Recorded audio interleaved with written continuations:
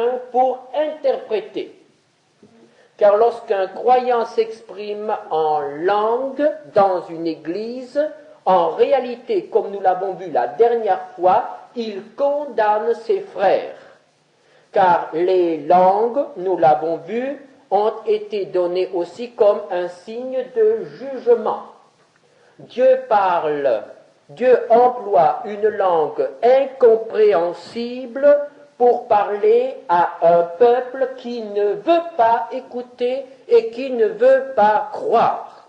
Donc, si je m'exprime en langue au milieu de mes frères, sans avoir la possibilité d'interpréter ces langues, je condamne mes frères. Et je m'élève en étant en quelque sorte plus spirituel qu'eux. Et c'était là une cause de désordre, c'était là une cause de dispute dans l'église de Corinthe. Et il y avait un profond malaise. Et nous avons vu aussi que le don des langues ne peut pas être la preuve de la plénitude du Saint-Esprit. Pourquoi ? Car si le don des langues était la preuve de la plénitude du Saint-Esprit, il faudrait que chaque enfant de Dieu qui a reçu le Saint-Esprit et qui est rempli du Saint-Esprit s'exprime en langue. Or, nous l'avons vu, dans l'Épître aux Corinthiens, c'est très clair, comme tous n'ont pas le don de prophétie, comme tous n'ont pas le don d'apôtre, le don d'enseignement, le don de connaissance, tous n'ont pas non plus le don des langues. Et nous sommes dans l'erreur lorsque nous affirmons que tous les croyants doivent s'exprimer en langue pour rendre témoignage, pour donner la preuve qu'ils sont remplis du Saint-Esprit. C'est une erreur qui ne peut absolument pas être acceptée lorsque l'on connaît sa Bible. Il peut arriver que des croyants soient réellement spirituels sans parler et qui ne parlent pas en langue. Et il peut arriver que des gens parlent en langue sans être vraiment spirituels. Car le don de langue est, comme tous les autres dons, un don de Dieu qui n'a rien à voir avec notre sanctification, qui n'a rien à voir avec notre spiritualité. Alors l'apôtre Paul a rappelé cela, que tout se passe avec ordre et bienséance dans l'Église et que les dons soient utilisés pour le bien de l'ensemble. Voilà donc rapidement le résumé de notre étude de dimanche dernier. Et nous sommes ce soir arrivés au chapitre 15 de la première épître aux Corinthiens.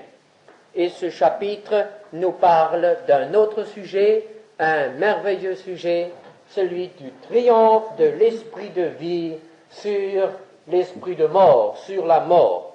C'est le triomphe de la résurrection. Chapitre 15 de la première épître aux Corinthiens.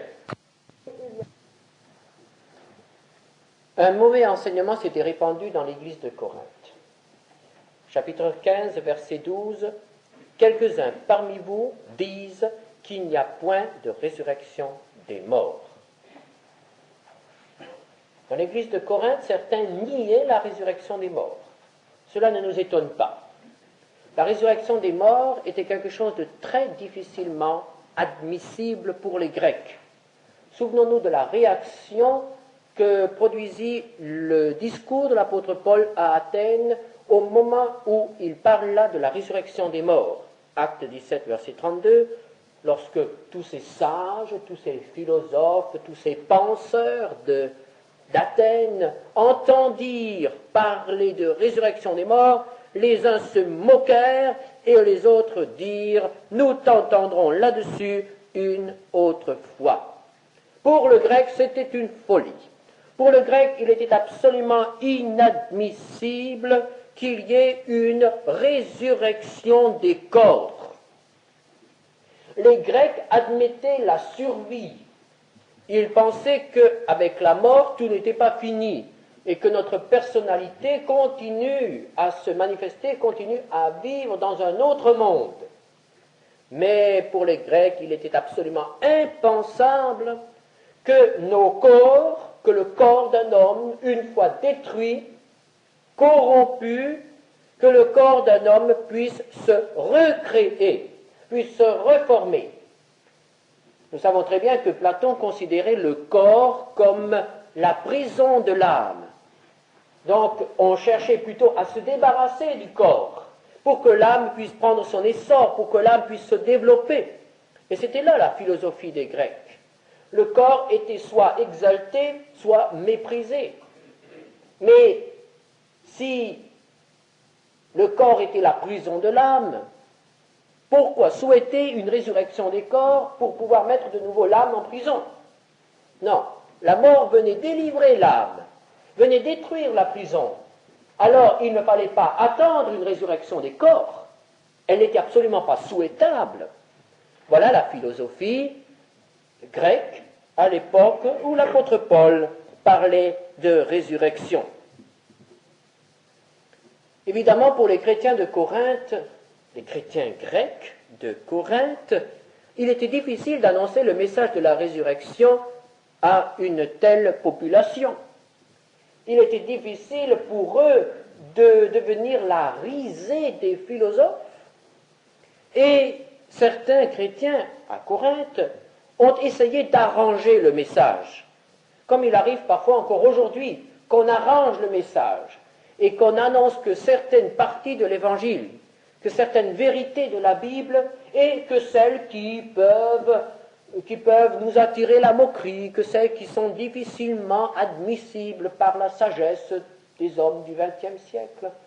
Eh bien, celles-ci, on les passe sous silence, on laisse, on annonce, disons-nous, l'essentiel, on laisse les détails de côté. Eh bien, pour certains chrétiens, pour certains prédicateurs de Corinthe, la résurrection des corps, un détail. Nous n'allons pas heurter les philosophes, nous n'allons pas heurter nos contemporains par une question de résurrection des morts. De toute façon, on n'y comprend pas grand-chose, et qui sait si vraiment cette résurrection des corps est quelque chose de souhaitable. Finalement, ces prédicateurs dans l'église de Corinthe trouvaient que la résurrection des corps n'était pas quelque chose d'absolument d'important, quelque chose où il fallait absolument s'y accrocher. Du moment que notre âme est sauvée, du moment que notre âme se rend auprès du Seigneur après la mort, de quoi allons-nous nous occuper de ce corps qui de toute façon retourne à la poussière? Qu'il se reforme ou qu'il ne se reforme pas, quelle importance cela peut-il bien avoir? Voilà le raisonnement, me semble-t-il, des prédicateurs, de certains prédicateurs à Corinthe. Ils se sont laissés gagner par la sagesse de leur siècle. Ils se sont laissés aveugler et ont ainsi escamoté un des grands piliers de l'Évangile. C'est ce que l'apôtre Paul leur rappelle.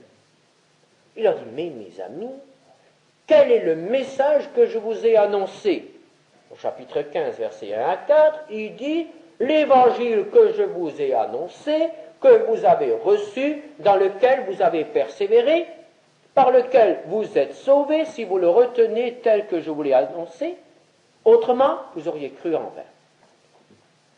Et il rappelle l'évangile. Je vous ai enseigné que Christ est mort, qu'il a été enseveli et qu'il est ressuscité. Voilà ce que je vous ai enseigné. Voilà l'évangile. Christ mort et ressuscité. Et au début de l'Épître aux Corinthiens, il a rappelé ce que je vous ai prêché, c'était la prédication de la croix. Et la prédication de la croix n'a pas de valeur sans la prédication de la Pâque, de la résurrection. Car la croix sans résurrection n'est rien.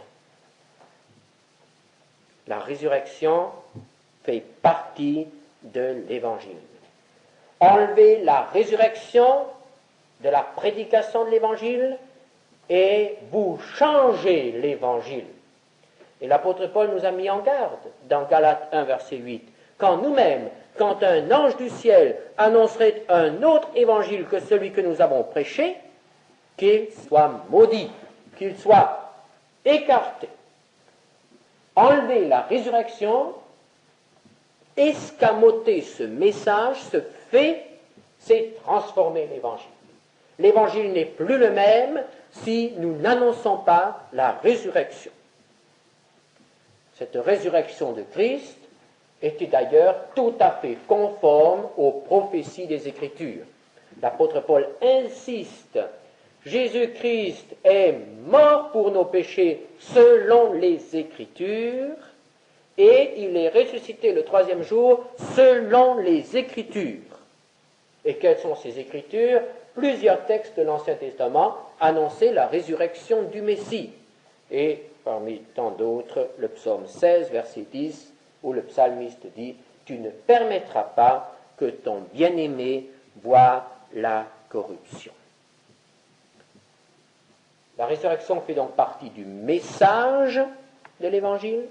La résurrection a été annoncée par les prophètes, mais a-t-elle réellement eu lieu?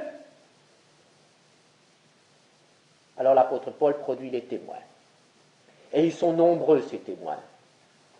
Les apôtres, Pierre, Jacques, le frère de Jésus. Et il nous dit ici, 500 frères à la fois. Et il ne dit pas tous ceux qui ont été témoins de la résurrection. Il ne parle pas des femmes qui ont vu le ressuscité. Il ne parle pas des disciples d'Emmaüs qui ont vu le ressuscité, qui ont marché avec lui, qui ont mangé avec lui. Mais il parle de cette réunion de 500 frères qui ont vu Jésus ressuscité. Et il dit, quelques-uns d'entre eux sont encore vivants. Allez les consulter, ceux qui ont vu. Ils ont vu Jésus ressuscité. Ils ne l'ont pas vu une fois, certains l'ont vu plusieurs fois. L'apôtre Pierre l'a vu 3 ou 4 fois, même plus. Ils ont vu le Christ ressuscité. Thomas l'a touché, le Christ ressuscité. Et on ne touche pas une illusion.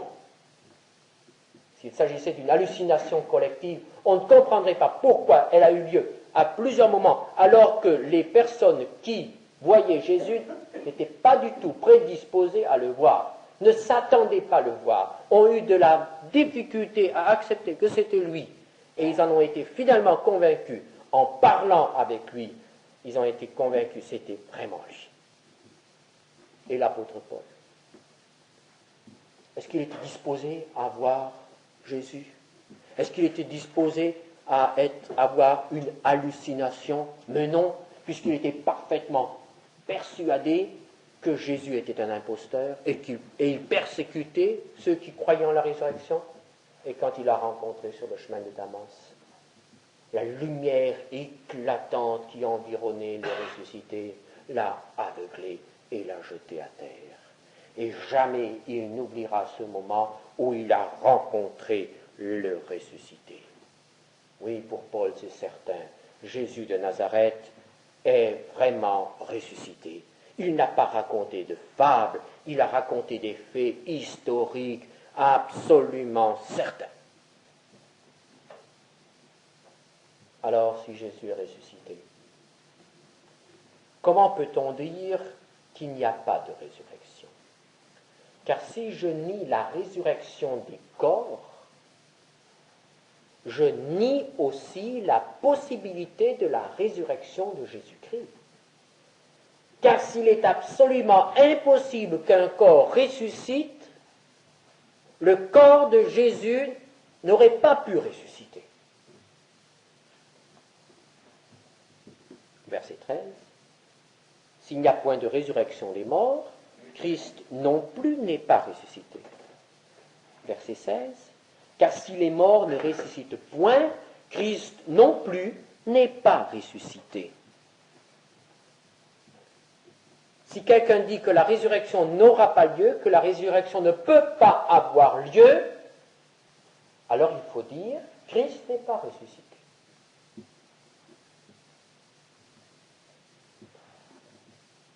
Et si on dit que Christ n'est pas ressuscité, les apôtres qui ont prêché dans tout l'Empire romain que Christ était ressuscité, ne sont rien d'autre que de vulgaires menteurs.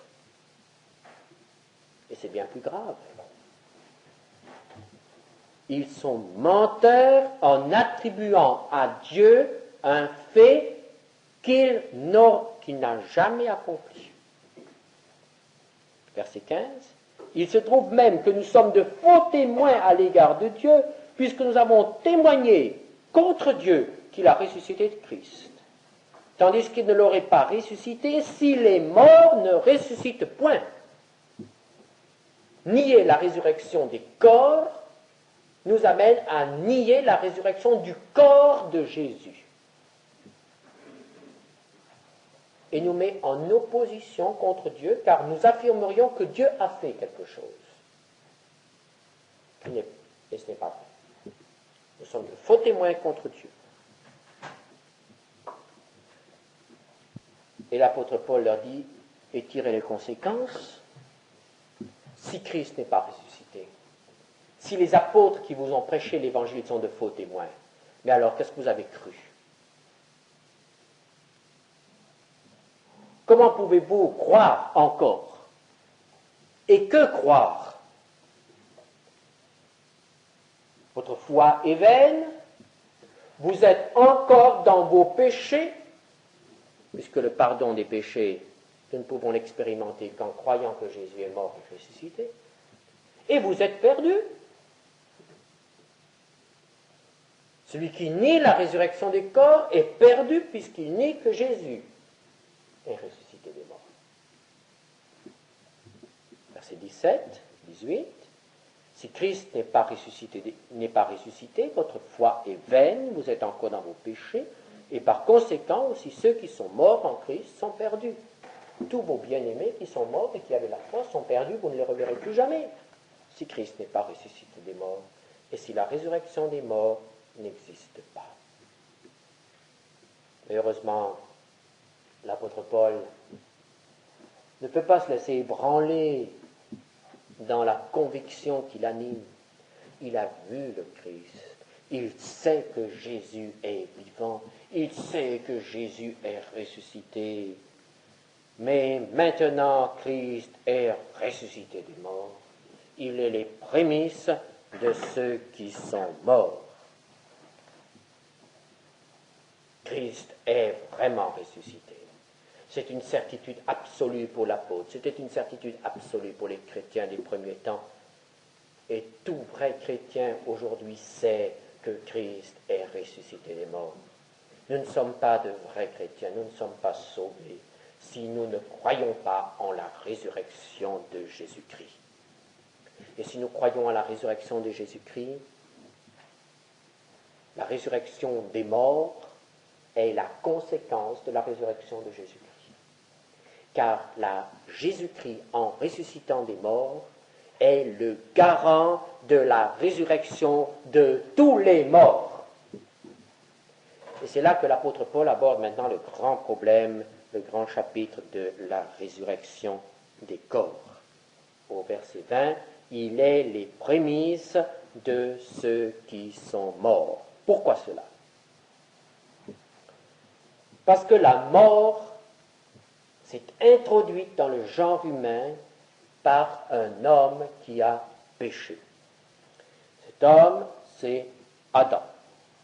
Adam s'est révolté contre Dieu, Adam s'est écarté de Dieu, Adam s'est privé de la source de vie, Adam a été contaminé par le péché, et la Bible dit, le salaire du péché, c'est la mort. Alors l'apôtre Paul nous dit, puisque la mort est venue par un homme, c'est aussi par un homme qu'est venue la résurrection des morts. Et au verset 22, comme tous meurent en Adam, de même aussi tous revivront en Christ. La mort n'a épargné aucun homme. Aujourd'hui, nous savons que tous les hommes meurent. Nous savons que nous sommes ici réunis, nous sommes tous des condamnés à mort. La mort fait son œuvre en nous, tôt ou tard, nous mourrons. Nous le savons. C'est une certitude absolue. La mort exercera son pouvoir, réclamera ses droits à un certain moment. C'est par Adam que la mort est entrée, par un seul homme qu'elle est entrée, qu'elle s'est emparée de toute l'humanité. Et l'apôtre Paul dit, c'est aussi par un homme, par Jésus-Christ, que la résurrection des morts a été acquise. Un homme a fait entrer la mort dans le genre humain, et c'est un homme qui va vaincre la mort pour tout le genre humain. Et cet homme, c'est le Fils de Dieu devenu homme pour nous. Au verset 22, tous revivront en Christ. Quand et comment? Christ est le premier. Au verset 23, chacun en son rang. Christ comme prémisse. Christ est ressuscité des morts et nous savons maintenant que la résurrection existe, que la résurrection est possible. Nous avons un modèle. Nous avons une preuve. Un homme est ressuscité des morts. C'est une preuve. Cela suffit. L'apôtre poursuit. Puis ceux qui appartiennent à Christ lors de son avènement.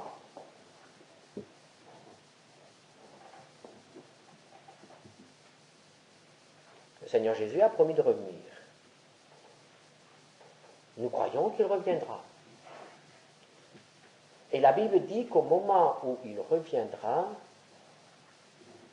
la puissance de vie qui est en lui, en celui qui a dit « J'étais mort, et voici je suis vivant au siècle des siècles. Je tiens les clés de la mort et du séjour des morts. » Nous croyons qu'au moment où il viendra, cette puissance de vie qui est en lui va irradier, va rayonner et va toucher tous ceux qui lui appartiennent sur la terre. Et tous ceux qui ont rencontré Jésus-Christ pendant leur vie, tous ceux qui ont été régénérés par le Saint-Esprit, tous ceux-là seront reformés, recréés. Un corps nouveau sortira de la poussière du corps ancien. Tous revivront. Tous ceux qui appartiennent à Christ. On appelle cela la première résurrection. Et la Bible nous dit, heureux sont ceux qui auront part à la première résurrection. Et l'apôtre Paul ajoute au verset 24, ensuite viendra la fin. Quelle fin? La fin de la résurrection des morts. 1000 ans après le règne de Christ sur terre, la terre s'ouvrira encore une fois. Et tous les morts, depuis Adam jusqu'au dernier, sans qu'un seul ne soit oublié, tous sortiront de leur tombeau et se présenteront devant le juge. La Bible appelle cela le jour du grand jugement. Et l'Apocalypse nous dit, l'apôtre Jean nous dit dans l'Apocalypse, Apocalypse 20, verset 12, « Je vis les morts, les grands et les petits, qui se tenaient devant le trône. » Ils sont tous là. Pas un seul n'est oublié.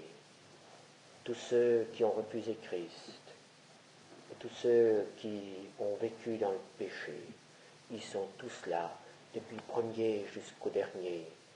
Que leur mort remonte à 20 siècles, ou 40 siècles, ou que leur mort remonte à quelques heures, ils sont tous là. Que leur corps ait été consumé par le feu, qu'ils se soient détruits dans la terre, que leur corps ait été détruit dans l'eau, que leur corps ait été dévoré par un animal quelconque, que leur corps ait été dispersé sur une grande surface de la terre, ils seront tous là. aucun ne fera défaut. Ils seront tous là avec un corps pour rendre compte devant Dieu de l'utilisation dans leur corps, car ils ont péché dans leur corps. C'est avec leurs mains qu'ils ont péché, c'est avec leur bouche qu'ils ont péché, c'est avec leur cœur qu'ils ont haï, c'est avec leur regard qu'ils ont convoité, et c'est avec ce corps qu'ils doivent rendre compte, c'est avec ce corps qu'ils doivent être jugés. Ils recevront un corps pour être jugés. Et la Bible ne dit pas qu'ils seront heureux, ceux-là. La Bible nous dit que ceux qui ne sont pas inscrits dans le livre de vie seront jetés pour toujours, loin de la face du Seigneur, dans ce qu'elle appelle l'étang ardent de feu et de soufre, un lieu de tourment, un lieu de remords, un lieu de ténèbres, loin de la présence de Dieu, un lieu sans espoir. Et c'est certainement cela, la caractéristique de l'enfer, c'est d'être un lieu où il n'y a plus d'espoir. Tous ressusciteront. La résurrection de Jésus est aussi le gage de la résurrection des impies. C'est extraordinaire.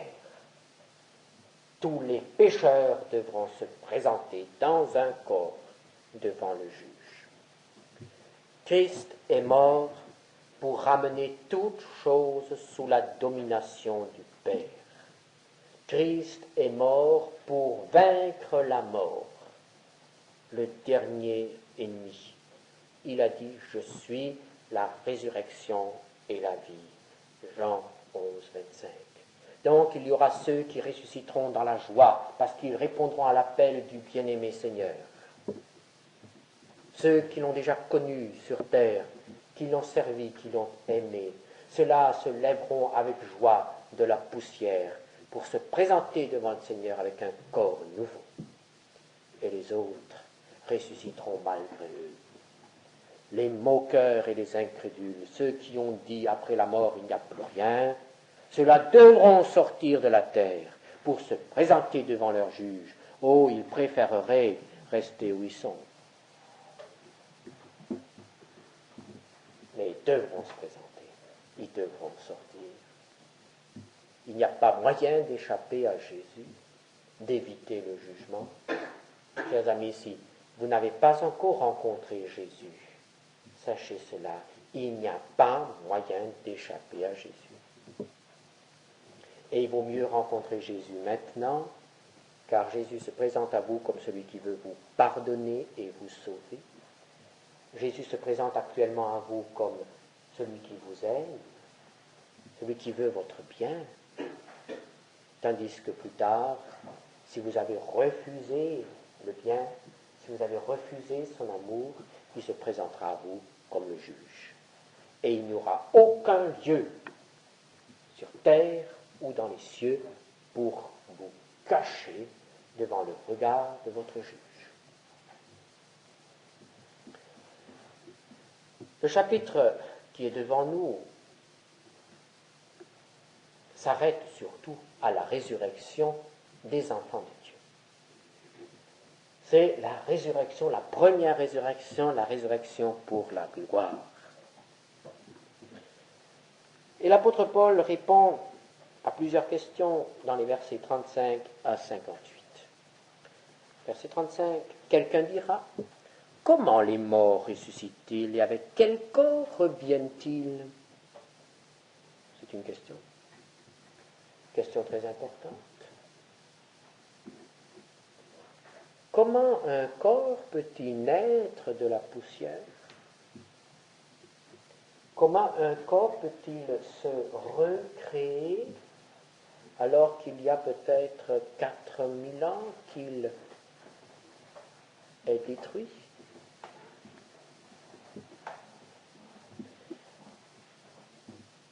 C'était impensable, c'est incroyable. L'apôtre Paul n'est pas tendre.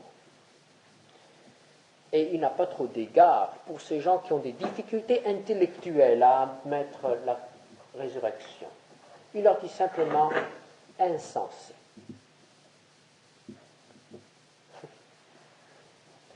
Insensé. Et il leur dit insensé parce que il va leur montrer qu'ils ont chaque jour devant eux des preuves de la résurrection. Et il leur dit, vous ne savez pas regarder, vous ne savez pas observer, vous ne savez pas tirer les conclusions de ce que vous voyez. Le grain de blé que tu jettes en terre, va-t-il ressortir? Va-t-il revivre? Mais non, il va se détruire. Mais que va-t-il se passer? Au moment où il se détruit, une plante nouvelle naît. Une plante différente. Une plante plusieurs fois plus grande.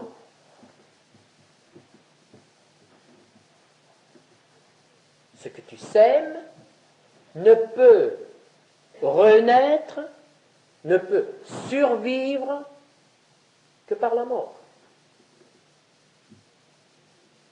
Et pour le grain de blé que nous avons en main, il n'y a aucune chance de survivre s'il n'est pas jeté en terre et s'il ne se détruit pas en terre.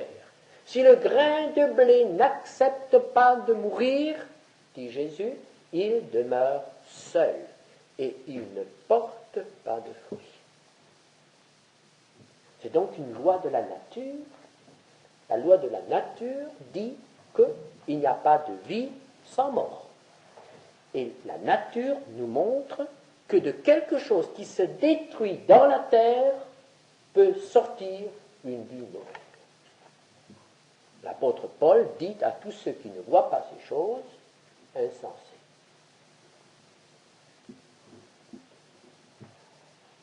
Et il dit, ce corps que nous avons maintenant, et c'est comme une graine,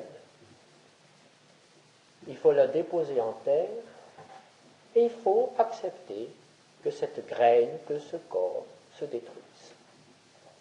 Bien sûr, le corps nouveau ne va pas sortir au printemps prochain, mais que sont 1000 ans pour Dieu,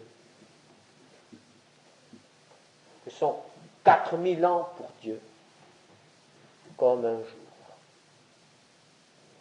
Dieu est un semeur qui sait où il a semé et qui sait retrouver ce qu'il a semé. Donc notre corps n'est rien d'autre qu'une semence. Et lorsque cette semence sera répandue, lorsque la mort aura fait son œuvre, il faudra attendre. Dans la nature, il en est de même. Il y a des graines que nous semons en automne, il y a des graines que nous semons au printemps, et nous savons qu'il faut attendre. Les semaines passent, il faut attendre certaines conditions climatiques, qu'un certain temps se soit écoulé, que certaines conditions soient remplies, une certaine chaleur, une certaine humidité, et voici la vie. Les conditions climatiques de la résurrection des corps ne sont pas encore créées pour la terre. Donc, les corps continuent à être semés. C'est encore le temps des semailles. Les corps sont déposés dans la terre. Lorsque Jésus-Christ apparaîtra, les conditions seront réunies et la vie nouvelle jaillira. Même si des siècles se sont passés. Il y a des graines qui ne germent qu'après des années et des années. Notre corps est une graine qui peut germer peut-être après des siècles. La même période d'attente n'est pas fixée pour tous. Et nous sommes privilégiés par rapport à Abel. Mais lorsque le Seigneur viendra, que nous soyons déposés en terre depuis un jour ou depuis 1000 ans, ça n'a pas d'importance. Là, les conditions seront réunies, la vie jaillira. Et que sera-t-elle, cette vie? Que sera cette nouvelle plante, ce corps nouveau? Comme cette fine herbe qui sort de terre ne ressemble absolument pas au grain que nous avons déposé en terre, ainsi le corps nouveau que nous aurons ne ressemblera pas à ce corps que nous avons maintenant. Peut-être qu'il y aura certaines ressemblances extérieures, mais la puissance de vie, l'énergie qui sera en nous sera probablement 1000, sinon 10 000 fois supérieure à ce que nous connaissons actuellement. Nous serons dégagés des lois de la matière, dégagés des lois de la pesanteur. La Bible nous dit que nous n'avons besoin ni de manger, ni de boire. C'est un corps nouveau. Comment est-il ce corps? Semblable à Jésus-Christ. Verset 42. Ainsi en est-il de la résurrection des morts. Le corps est semé corruptible, il ressuscite incorruptible. Il est semé méprisable, il ressuscite glorieux. Il est semé infirme, il ressuscite plein de force. Il est semé corps animal, il ressuscite corps spirituel. S'il y a un corps animal, et nous sommes actuellement dans le corps animal, car il faudrait traduire un corps psychique, il y a le mot psychique là, à la place de animal. S'il y a un corps animal, il y a aussi un corps spirituel. C'est pourquoi il est écrit, le premier Adam devint une âme vivante. Le dernier Adam est devenu un esprit vivifiant. Mais ce qui est spirituel n'est pas le premier, c'est ce qui est animal. Ce qui est spirituel vient ensuite. Le premier homme tiré de la terre est terrestre, le second homme est du ciel.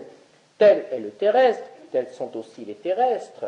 Nous ressemblons tous à Adam. Et tel est le céleste, tels sont aussi les célestes. Nous ressemblerons à Christ si nous lui appartenons. Et de même que nous avons porté l'image du terrestre, nous porterons aussi l'image du céleste. Semblable à Christ. Est-ce que cela nous dit quelque chose? La mort n'aura plus de pouvoir sur nous. La fatigue n'aura plus de pouvoir sur nous. Il n'y aura plus d'infirmité, plus de maladie. Il n'y aura plus de larmes, plus de cris. Quelle grâce! Nous attendons le jour de la résurrection. Ça sera la manifestation de l'amour et de la puissance de Dieu. Et l'apôtre Paul n'a pas tout dit. Il y a encore quelque chose. Car en effet, il y a cette résurrection et nous pouvons nous demander que se passera-t-il alors lorsque Jésus-Christ viendra? Est-ce que les chrétiens qui seront vivants à ce moment-là devront mourir d'abord pour pouvoir ressusciter? Est-ce que cette loi que nous avons définie tout à l'heure, il n'y a pas de vie sans mort préalable, est-ce que cette loi ne connaîtra pas une exception? Est-ce qu'il faudra qu'au moment du retour du Seigneur, tous les chrétiens meurent pour pouvoir ressusciter? Ça serait possible, évidemment. Mais la Bible, le Seigneur nous dit autre chose. Au verset 51, il nous dit, « Je vous dis un mystère, nous ne mourrons pas tous, mais tous nous serons changés, en un instant, en un clin d'œil, à la dernière trompette. La trompette sonnera et les morts ressusciteront incorruptibles. Et nous serons changés. Car il faut que ce corps corruptible revête l'incorruptibilité et que ce corps mortel revête l'immortalité. Lorsque ce corps corruptible aura revêtu l'incorruptibilité et que ce corps mortel aura revêtu l'immortalité, alors s'accomplira la parole qui est écrite, la mort a été engloutie dans la victoire. L'apôtre Paul parle ici d'un revêtement, d'une transformation qui aura lieu en un instant, et c'est là le grand miracle de l'enlèvement. Les chrétiens vivants se recevront en un instant le corps de résurrection, le corps de gloire, sans avoir à passer par la mort. La mort, même pour les enfants de Dieu, est une ennemie. Il y a une souffrance dans le passage de la vie à la mort. Il y a souvent une souffrance physique, il y a parfois une souffrance morale, surtout lorsqu'on voit ceux qui nous entourent, qui souffrent, qui pleurent à cause de la séparation. Mais en cet instant, tout cela disparaîtra, tout cela sera effacé, les chrétiens seront transformés sur pied, debout. Si le Seigneur vient, il prend ceux qui lui appartiennent et il les ramène. C'est le triomphe de la vie. Et là, Paul, en écrivant cela, ne peut s'empêcher de glorifier Dieu, de louer Dieu et de le remercier d'avoir remporté une si grande victoire. Grâce soit rendue à Dieu qui nous donne la victoire par notre Seigneur.